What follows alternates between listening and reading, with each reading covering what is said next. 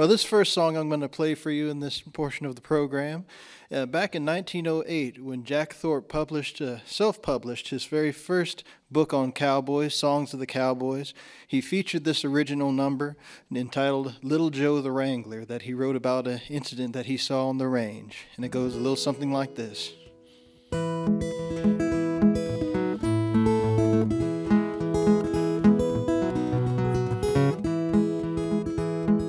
Little Joe the Wrangler will never wrangle more.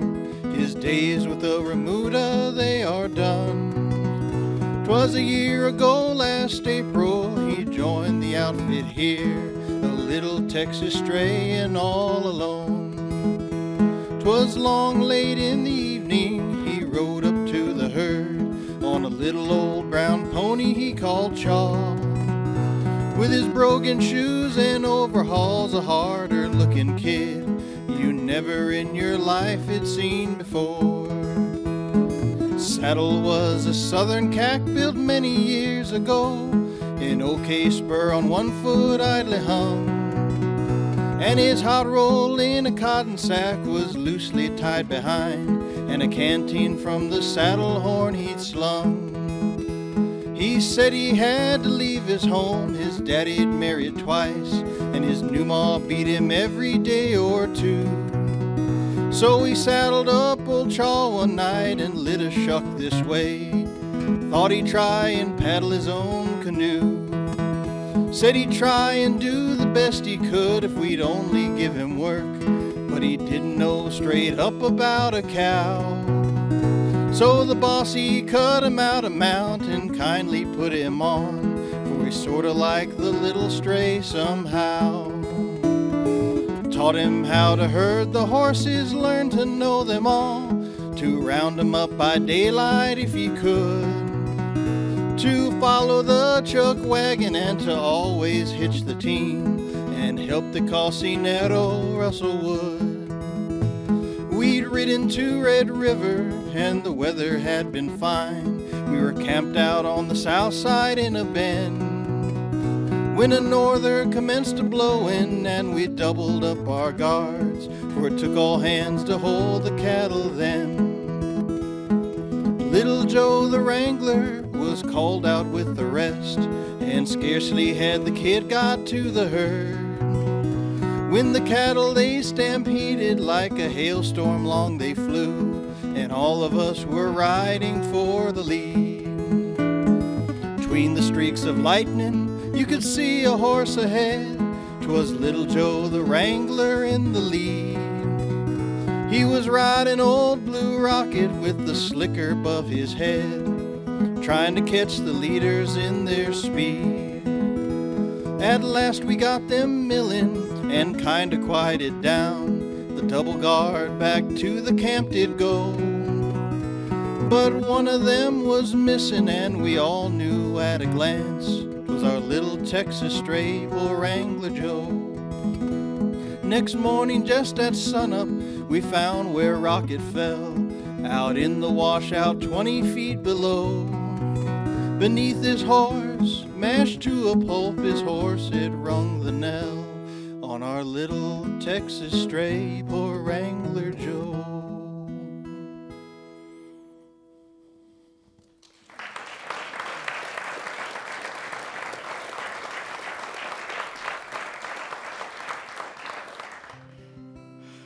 And another larger-than-life character of the West is a fellow that's depicted on the walls over here, this wonderful black cowboy by the name of Nat Love, and he was one of the few black cowboys to write his own autobiography, and I had a chance to read it. And he was born in Davison County, Tennessee, and born into slavery, and after emancipation he moved out west to become a cowboy, working in Holbrook, Arizona, which is a place where my grandfather started a church in the 1950s. And then after doing his cowboy work for a while, like the old song says, "Don't fence me in," he didn't want to be fenced in as they began to finally tame the West.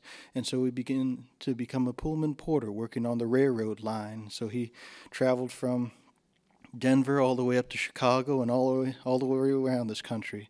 And I just thought that sort of transition of life with one person going from working with a horse and buggy all the way into being a Pullman porter, working on the train line, the modern marvel of American society. I felt like that deserved a song. And so I decided to write this little one called Steel Pony Blues. I caught my steel pony and boys, I'm gonna ride.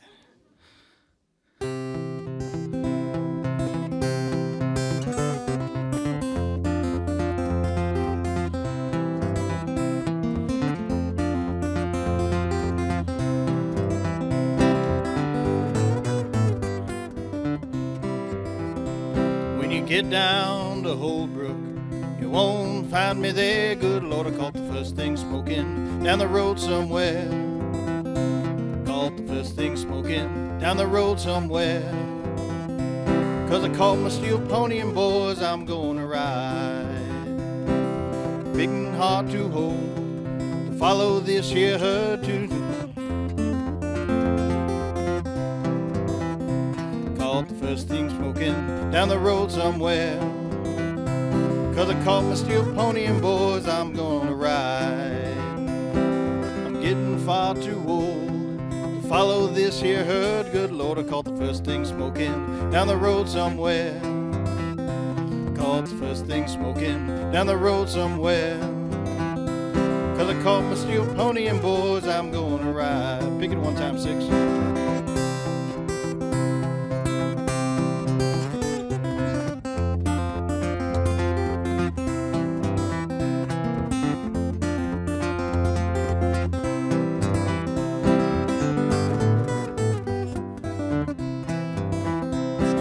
Call me Mr. Flemons, 'cause I'm a pull porter now. Good Lord, I caught the first thing smoking down the road somewhere.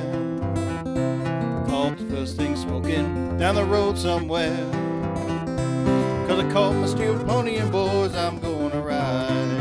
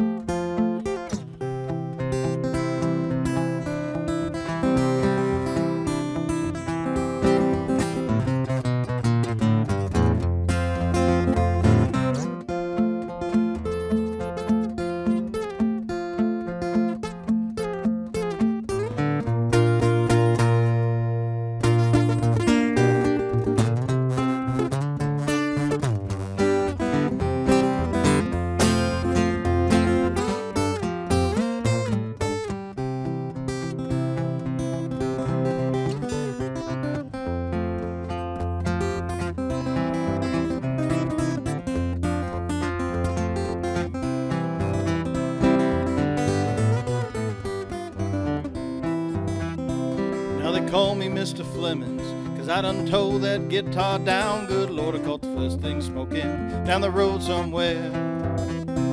Now when you get over there, you won't find me, 'cause I caught my steel pony and boys, I'm going to ride. Go ahead and get it one more time, 6. Take them on down that trail.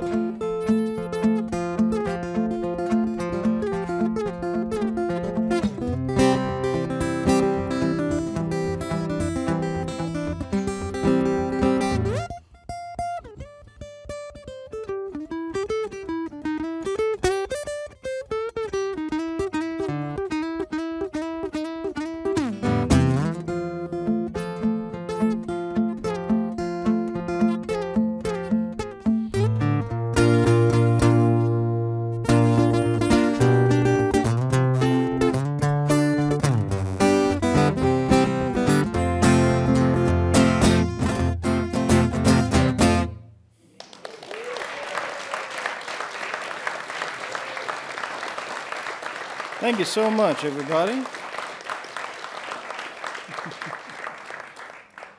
Well, I guess the best way to start the conversation is to kind of get an impression of how everybody got into the cowboy culture. So what was your introduction to cowboy and horse culture? I guess it was started with Andy Hedges, started on my far left. Well, I grew up in a little community called Tokyo, Texas, about 60 miles southwest of Lubbock, Texas. And my dad had been a bull rider before I was born. He rode bulls in college rodeos and, you know, all around Texas. And by the time I came along, my dad had changed careers and had become a Primitive Baptist pastor. But I grew up with my dad's rodeo stories. We lived out in the country, always had a couple of horses and looked after some cattle. And I really got my love for all things cowboy and Western from my dad. And he also introduced me to Western music. This was back in the 1980s, and he would pick up cassettes of people like Sons of the Pioneers and Tex Ritter, and Marty Robbins' gunfighter ballads, and Jimmy Rogers, and so I grew up listening to that music and watching a lot of Westerns with my dad, hearing his rodeo stories, and also had the opportunity to work on a ranch or two, you know, go on some Sure Enough brandons and roundups and things, and so I had a nice introduction to the real working cowboy culture as a kid as well. Wonderful. Well, Ranger Doug? Okay, well, two different sources. My mother's family were Finnish immigrants. They lived way up in the northern Michigan on the banks of Lake Superior. They didn't get the Grand Ole Opry up there. They had the National Barn Dance. And so two of my uncles, my mother was an excellent singer too, but two of my uncles played guitar. And so when we'd go up there on vacations in the summer, they'd gather around and sing the old Western songs, the old country songs. And then in the middle 1950s, my dad was in the Navy. He served in Korea. And we moved to California. Well, in the 50s in California, cowboys were everywhere. The town hall party, Western varieties. I mean, just, there was a show of Spade Cooley. There was, and my hero, Sheriff John. I had the Fun Brigade, and I'd race home from school to watch Sheriff John. And it just, something about the music, the imagery. I, you know, eventually learned to ride and became a very mediocre horseman, but I didn't grow up in the cowboy culture, but I grew up in the cowboy music culture and loved it from the time I was a kid. Wonderful. And Dr. Fleming? Well, maybe you guessed it by the way I'm dressed, but I didn't grow up in the cowboy culture. I was born and raised in Detroit, Michigan. However, even though originally I was contacted because I'm a scholar of the African American experience to kind of put all this in context, what they didn't realize is I started riding horses when I was 7, started showing when I was 10. But the kind of riding I did was very different. It was English. And the man who trained me originally was a man named Henry Jennings, who had trained horses for Joe Louis the boxer. A lot of people don't realize that there was a thriving African-American equestrian culture in the Midwest. And in the 1930s and 1940s, there was an all-black horse show circuit that was financed largely with Joe Louis's money. And ever since then, I've been crazy about horses, and so I can put all this in perspective because I'm a scholar, but I'm also a practitioner. In fact, when I leave here tomorrow, I'm going to go ride my horse. Wonderful. Wonderful. And Manuel? Well, the cowboy culture was something I grew up with.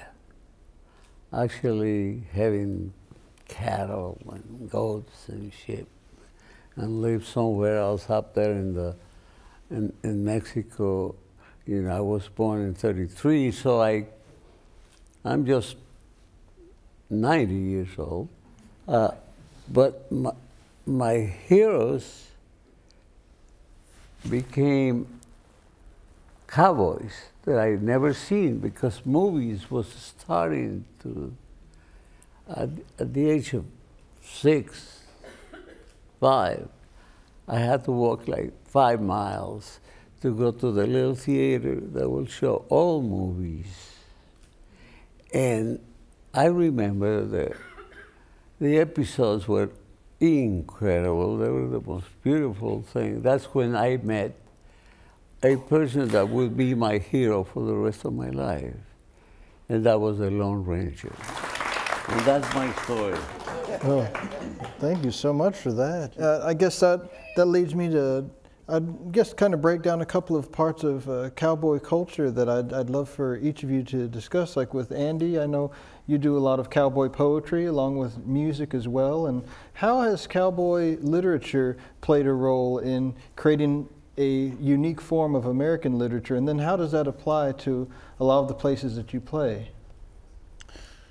Well, the cowboy poetry tradition, it's an oral tradition that really goes back to the beginnings of what we think of as cowboy culture. You know, the origins go even deeper, but we kind of think of the beginning of that being the trail driving era, when there was a need to take large herds of longhorn cattle from places like South Texas to the railheads up north. And the group of men doing that job, this job that had never been done before, were coming from all these different cultural backgrounds, and were bringing their stories and their musical traditions with them, and started writing down poems and reciting them.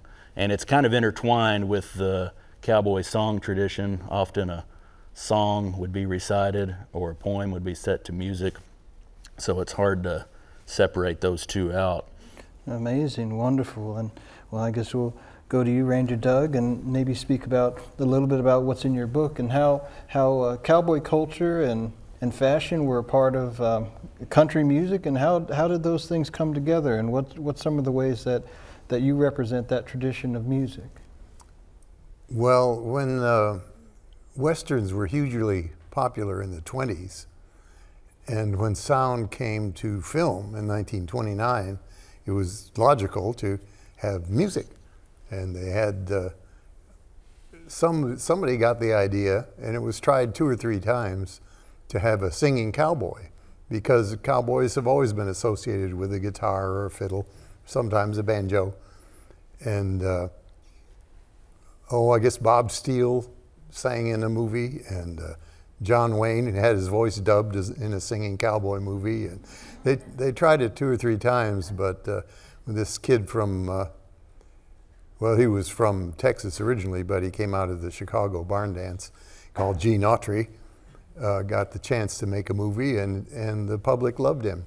And so this whole, as Andy was saying, this whole romantic tradition came alive at that point. And 2 guys especially, Bob Nolan and Tim Spencer, began writing these beautiful, poetic, sometimes majestic, sometimes silly songs of the West, like Tumbling Tumbleweeds and Cool Water and Everlasting Hills of Oklahoma and the Timber Trail, and you could go on. And suddenly every movie studio had to have a singing cowboy.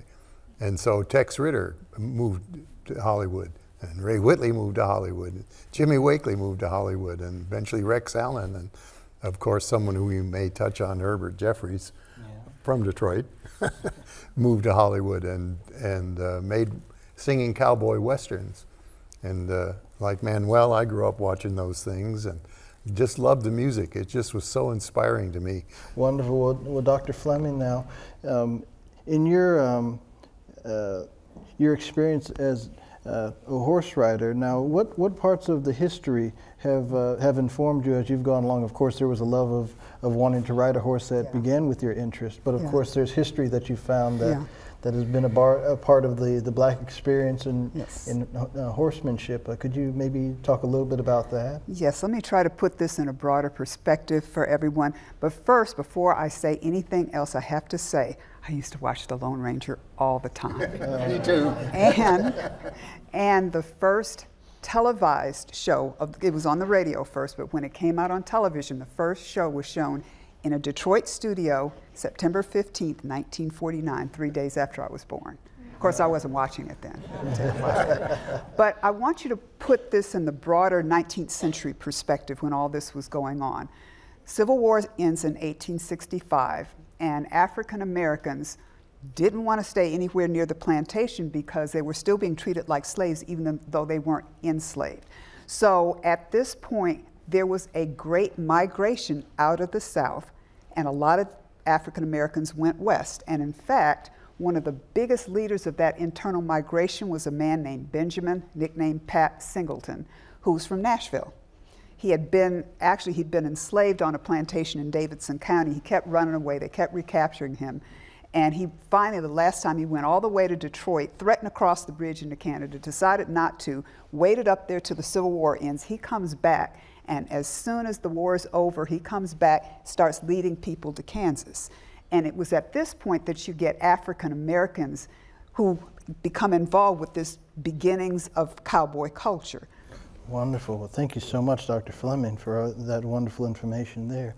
Now we'll pivot to sort of a different part of the cowboy culture. As we were talking about the singing cowboys, one of the things that's so distinctive about what we think about with modern country music are some of the amazing garbs that you've created, Manuel, over the years. And of course, Ranger Doug has a Manuel right now. He's wearing a wonderful suit from you. When you are creating a suit or a style for a country singer, where do you start? Where does the process begin for creating that magical suit that they're going to have on stage? Because of course the audience, when we see it, it looks like magic, you know. Because of course we think of Porter Wagoner and his very distinctive looks and all of the wonderful rhinestone cowboys. Where does it begin for you? I started when I was 7, sewing and learning, and you know, by the time I was 12, I decided to be somebody I never dreamt of being, you know. It all started really one time visiting from some special school in Mexico, my family, and seeing my brother sewing pants. And I said, "How you doing?" I was like this in front of him. "And how you doing with your pants making stuff?" He says, "I'll be doing so much better if you idiot will come and sit down on the sewing machine and help me." And we were in competition from day one since we met, my family and me. You know. So, okay, why don't I? And I go and sit down on the sewing machine, and I'm still sewing there. So that's how everything really starts.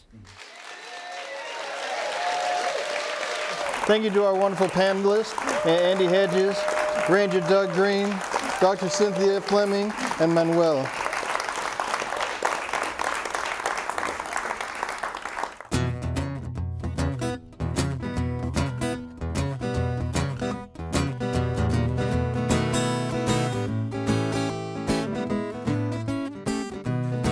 Now he's a U.S. Marshal and a Lone Ranger. He is a U.S. Marshal and a Lone Ranger. He is a Lone Ranger. Bass Reeves is his name.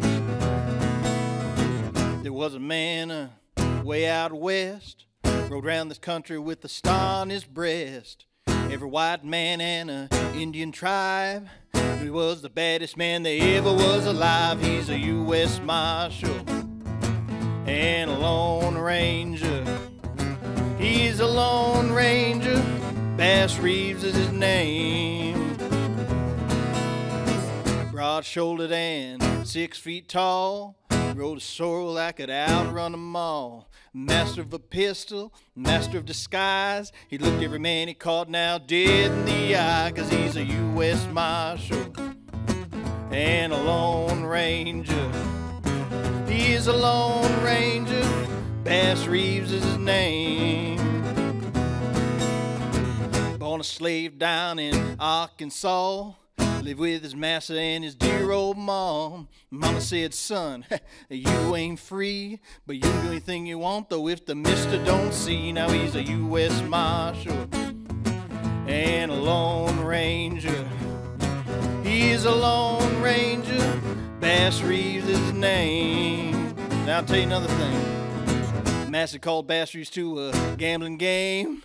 Bass's freedom was the stake that he made. No Massa cheated. You ought to heard the sound of Bass's hoof beats as Massa hit the ground. Now he's a U.S. Marshal and a Lone Ranger. He's a Lone Ranger. Bass Reeves is his name. Hell!